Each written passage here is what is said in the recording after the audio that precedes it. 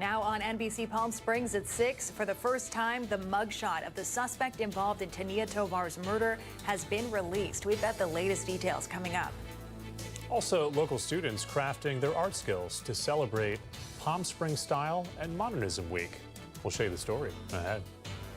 Cooler temperatures, blue skies, and dark clouds and rain heading our way. I'll let you know when. NBC Palm Springs at 6 begins now. Now, connecting the valley, this is NBC Palm Springs at 6.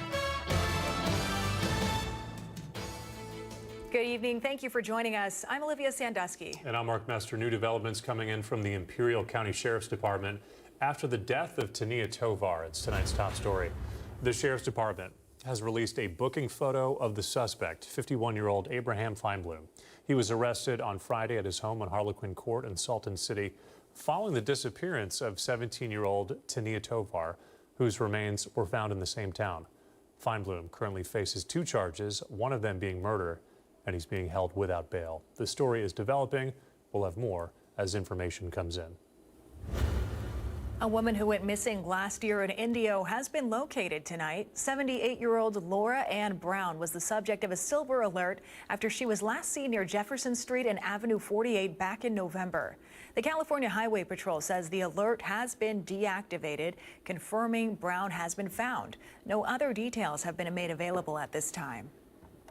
A 17-year-old suspected of crashing a vehicle into an Indio police patrol unit and fleeing on foot was arrested today following a brief pursuit. Officers responded around 9:45 this morning to a report of a disturbance off of Dahlia Avenue, according to Indio Police Department officials. When officers arrived, they contacted an individual inside a Honda Accord. The suspect allegedly backed up their vehicle into a patrol unit before fleeing on foot. A full pursuit followed, ending when the teen was taken into custody, police said. No injuries were reported, and the investigation is ongoing. The first mosquito-borne virus of the year has been detected here in the Coachella Valley. The Coachella Valley Mosquito and Vector Control District says a mosquito sample collected near Avenue 72 and Garfield Street in North Shore tested positive for St. Louis encephalitis virus. No human cases have been reported at this time, but the virus spreads through mosquito bites after the insect feeds on infected birds. Most people have no symptoms. However, some may develop a fever, a headache, or body ache. Residents are urged to dump standing water weekly, maintain pools and drains, and use insect repellent. Getting rid of the standing water, something we all have to do, as we saw some rainfall this week. We have live pictures right now from our Agua Caliente casino camera high above right there in Rancho Mirage, with some cloud cover still sticking around. We're going to send things over to Pablo Alsina. Pablo, more rain on the way? We do have more rain, but not today. It's been a gorgeous day. Rain, however, after midnight should start, and we might even get snow as low as 3,500 feet up in the mountains. Currently 64 degrees, very light wind, 50 miles an hour, low humidity around 29%. Yesterday with the rain clouds, we had humidity as high as 85%. Temperatures around Yucca Valley's at 46, Palm Springs at 64. Our friends at Indio, a very chill 62 degrees. Up in Big Bear, 28 degrees. And if you want to see snow, take the tram. It's covered in snow right now. Future precipitation, not much, but after around 9 o'clock, 10 o'clock at night, you're going to see the rain clouds start coming in. Dew point at 37 degrees and windy in parts. I'll talk about that more later on our 3-day Comfort Air forecast. Rain expected on Wednesday, maybe even on Thursday, but less rain than we had on Monday. Back over to Olivia and Mark. Pablo, thank you. More local news tonight. To celebrate Modernism Week, St. Teresa Catholic School in Palm Springs held their very own event. Students showcased works of art that embody the essence of what Palm Springs is today. Our Brett Rosen was there and has the story. Palm Springs Modernism Week took a pit stop here at St. Teresa. Officials telling me they hope that this project would spark the next generation of young architects. It's a 6th grade project that's more hands-on than most, building housing models that embodies the modernism in Palm Springs. This project at St. Teresa's Catholic School has always coincided with Palm Springs Modernism Week, and during class, students would learn by taking field trips and listening to presentations from the family members themselves, from this year's themed architect, Donald Wexler, someone who has buildings crafted by him all over Palm Springs. Students saying this has inspired themselves to look into becoming an architect. It was the first time ever to make a project, so it was fun to learn how to do it and do it when I get older. And for parents like John Graciano, the most exciting part was to see their child be more hands-on with their own learning. He really enjoys building small things. He's always, since he was a baby, that's what attracts him. Now, this project has been going on for 14 years at St. Teresa's. In that time, plenty of students going on to being architects themselves. Teachers telling me seeing the students so passionate about this project is what warms his heart. I've been totally surprised at how awesome they turn out, how every single student shows his or her personality in what they do, and I think that's amazing. It's such a growth potential for them. Now, if you missed today's showcase, don't worry, there'll be another that'll be this Thursday from 1 to 3 p.m.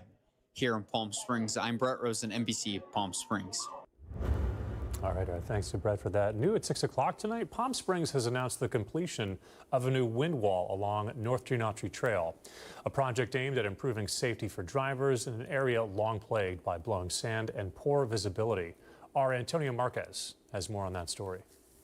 This is the wind wall that's more than 500 feet long and will face its first storm this week.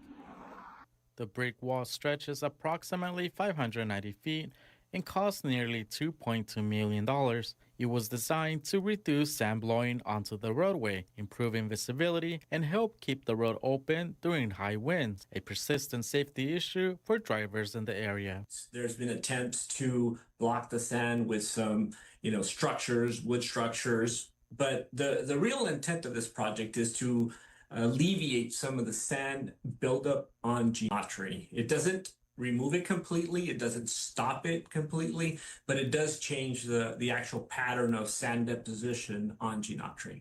Strong gusts of winds have caused low visibility, temporary closures, and even accidents. Officials hope the new wall will help reduce these incidents and make travel safer for everyone. 8 inches wide. At its highest, it's about 14 feet high.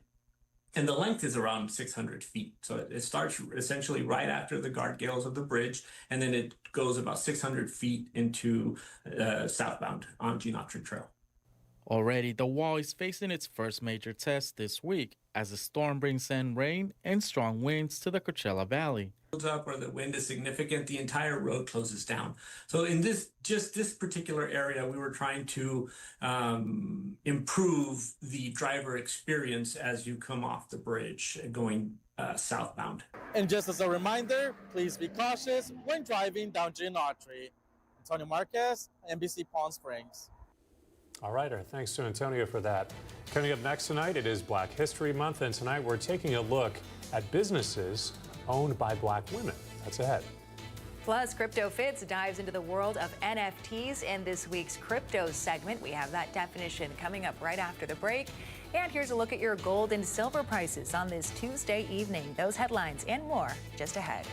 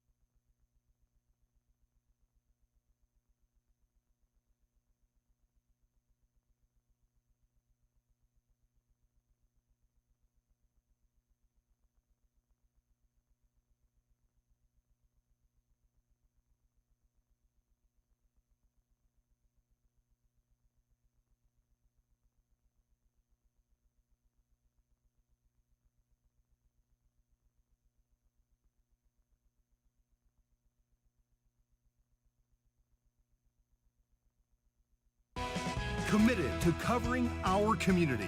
You're watching NBC Palm Springs at 6. February is Black History Month, and we're taking a look at the present and future of Black woman-owned businesses. Our Kai Beach has the story about a woman-owned family business that's building more than just a brand.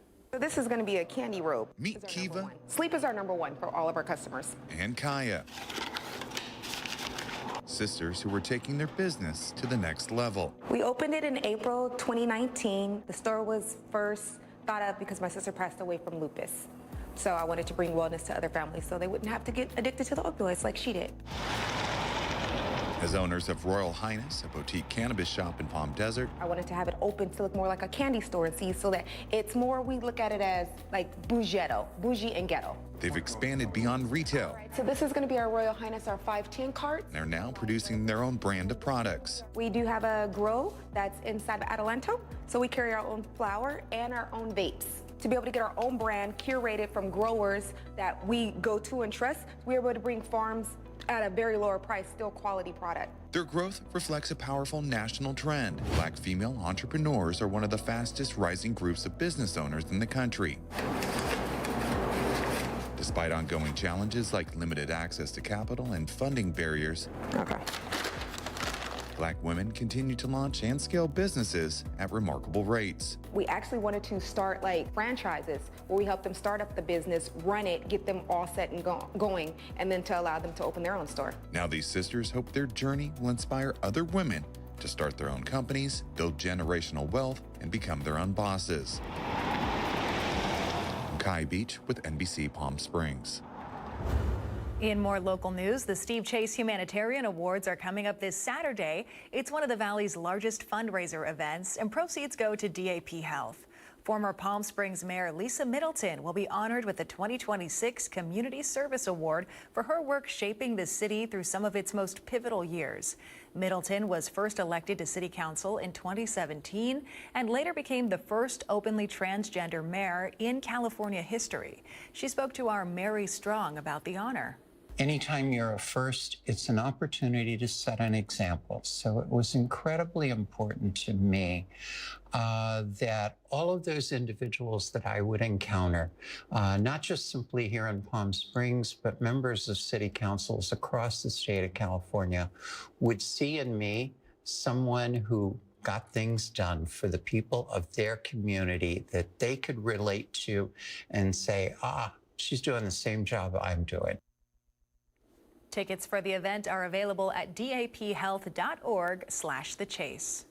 While many fitness journeys focus on physical appearance, one Palm Desert woman is redefining what transformation really means. Our Caitlin Kelly with the story. That push! When Jean first walked into Desert Fitness Collective, she had one goal. She was tired of being treated like she was old. Now, at 96, she's proving strength has no expiration date. Inside this senior-focused strength studio in Palm Desert, Jean trains with intention. Breathe in on the way down. And out. Good.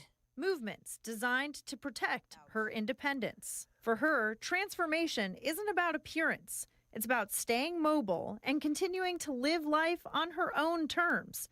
And she says the reason she walked through those gym doors wasn't about fitness, but rather about preserving the strength she needs to live life independently. And I said, well, I can't pick up that 20 bag of fertilizer I need to work in the yard.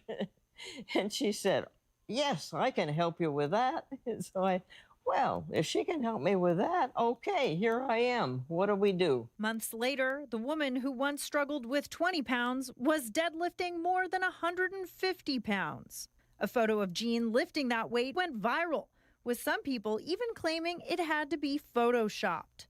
Her trainer Cheryl says she often hears people say it's too late to start strength training. It's never too late. Never. I have several people in their 80s that started that have never done anything in their entire life who now you would shake your head in wonder. I've met people 50 and 60 years old that have given up, and that's wrong. That's wrong. There's too much to live for. There's too much to do. With NBC Palm Springs, I'm Caitlin Kelly. Age is just a number, right? Our thanks to Caitlin for that. Well, with cryptocurrency in the headlines, we're taking a look at some of the key terms like non-fungible tokens. Here's Crypto Fits.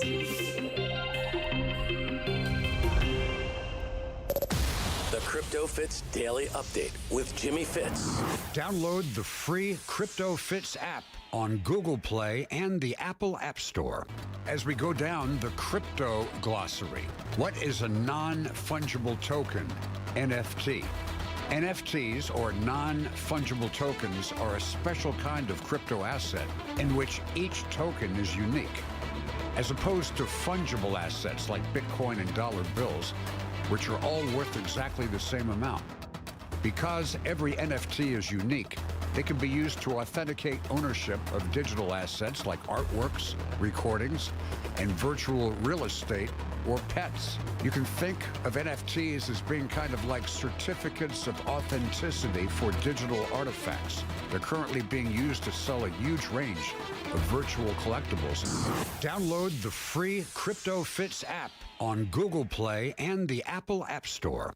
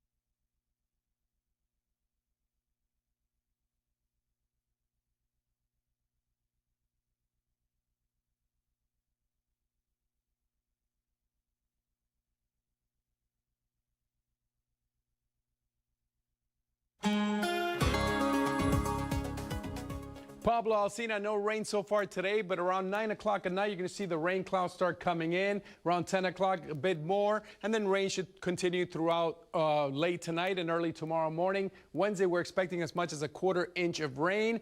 On Thursday, shouldn't be that bad, but yes, we should have a wet Wednesday, and it should also be cooler than normal. Usually we're at 73 degrees. Today, at a beautiful high of just 66 degrees. Finally feeling like winter. It's also feeling a bit windier. Whitewater, especially on Wednesday, they're going to see wind gusts of up to 40 miles an hour. Desert Hot Springs will be pretty windy as well. The highs you saw today, just 170, and it was in Palm Desert, reaching a high of 70 there. Palm Springs at just 66. 29 Palms with a high of just 63, so very cool through all our areas. As far as tonight, won't get that much colder. Palm Desert will be 50. Idlewild, they'll be in the 30s at 36 degrees. And our 7-day Comfort Air forecast are expecting rain on Wednesday, maybe some on Thursday. After that, Friday, Saturday, and Sunday, it's going to feel like winter. Well, winter for us, that is. High 60s, low 70s.